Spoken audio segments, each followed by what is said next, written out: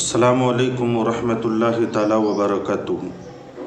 اللہ کا لاکھ لاکھ شکر و احسان ہے کہ اول عشرہ دوسرا عشرہ بخیر و عافیت یہ پورا ہوا، اب تیسرے عشرے کی آمد ہے۔ محترم سامعین کرام، رمضان کے آخری عشرے میں دنیا بھر کے مسلمان اعتکاف کی سعادت اور برکتیں حاصل کرتے ہیں۔ بہت سے خوش نصیب افراد تو عام دنوں میں بھی شوق سے اعتکاف کرتے ہیں۔ قرآن کریم میں والعاکفین کے الفاظ کے ساتھ اعتکاف کا ذکر موجود ہے۔ آپ حضرات کی خدمت میں اعتکاف کی فضیلت اور اعتکاف کے چند ضروری مسائل لے کر حاضر ہوا ہوں۔ امید ہے کہ آپ اسے بغور سماعت کریں گے۔ اگر آپ ہمارے چینل پہ نئے ہیں تو چینل کو سبسکرائب ضرور کر لیں اور دوسروں تک شیئر کر دیں، کیونکہ اس سے آپ کا کچھ جائے گا نہیں، لیکن نیکیاں، ڈھیر ساری نیکیاں آپ کے ہاتھ آئیں گی۔ حدیث شریف میں ہے دال الی الخیر کفاعلہ، نیکی کی طرف رہنمائی کرنے والا بھی نیکی کرنے والوں کی طرح سے ہوتا ہے۔ اعتکاف کی فضیلت کیا ہے؟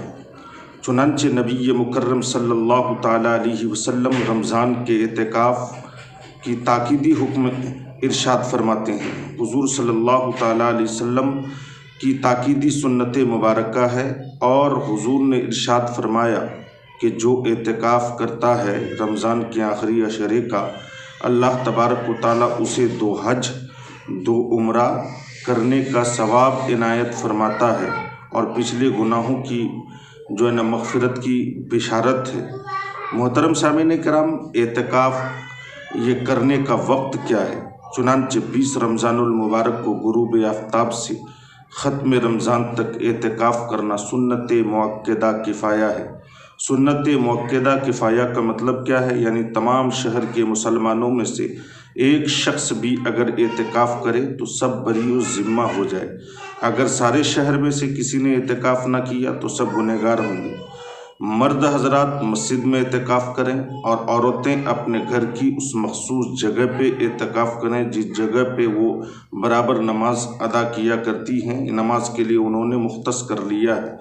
اعتکاف کرنے والے کو سورج غروب ہونے سے پہلے بنیت اعتکاف مسجد میں موجود ہونا چاہیے، اور دوران اعتکاف بلا ضرورت و اجازت شرعی مسجد سے ہرگز نہیں نکلنا چاہیے۔ دوران اعتکاف غسل واجب کے علاوہ نہانے سے پرہیز کرنا چاہیے، چاہے گرمی کا موسم ہو۔ یہ دھیان رہے کہ اعتکاف کی کئی صورتیں ہیں۔ ایک اعتکاف سنت ہے، ایک واجب ہے، اور ایک نفل ہے۔ ایک اعتکاف واجب یعنی کوئی کسی نے منت مانگی تھی کہ ہمارا یہ کام ہو جائے گا تو مسجد میں ماہ رمضان میں اعتکاف کروں گا، یہ واجب ہے۔ ایک سنت ہے جو آخری عشرے میں کرتے ہیں۔ ایک اعتکاف نفل ہے کہ مسجد میں پہنچتے ہی ہم اعتکاف کی نیت کر لیتے ہیں۔ تو محترم سامعین کرام، ہمیں اور آپ کو یاد رکھنا ہے کہ اعتکاف کی صورت میں ہمارے لیے کن باتوں کی اجازت ہے اور کن باتوں کی اجازت نہیں ہے۔ یہ دھیان رہے کہ اعتکاف سنت ہو یا اعتکاف واجب، اس کے درمیان آپ بلا ضرورت مسجد سے باہر نہیں نکل سکتے، ورنہ اعتکاف ٹوٹ جائے گا۔ وہ صرف شرعی اور طبعی ضرورت کے لیے مسجد سے باہر نکلا جا سکتا ہے۔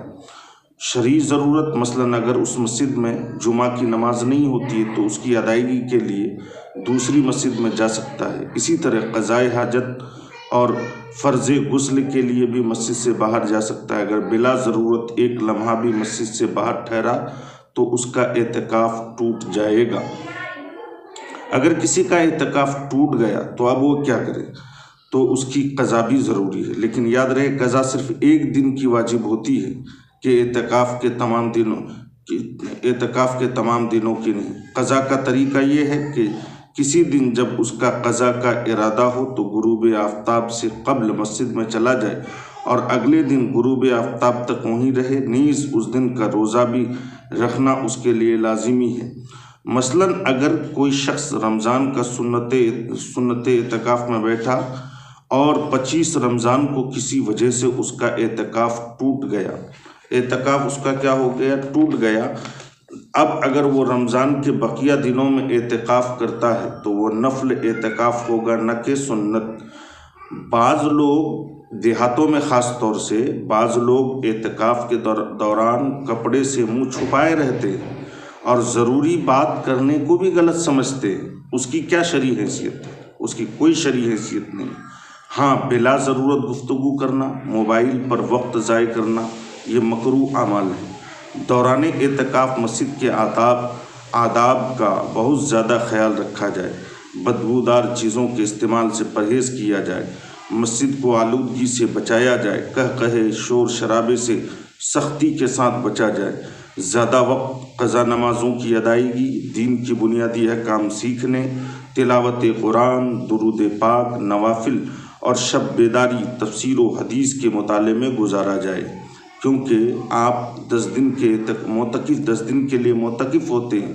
اگر 10 دن آپ نے اس قدر عبادت نہیں کی کہ آپ کا جو اندرونی باطنی جو جتنی بھی کثافت ہے، جتنی بھی آلودگی ہے، اس کی برکتوں سے دور ہو جائے اور آپ کے چہرے میں طمانینت اور نور کی روشنی آ جائے، اس طرح سے آپ اعتکاف میں بیٹھ کر عبادت و بندگی میں مصروف اور مشغول ہو جائیے۔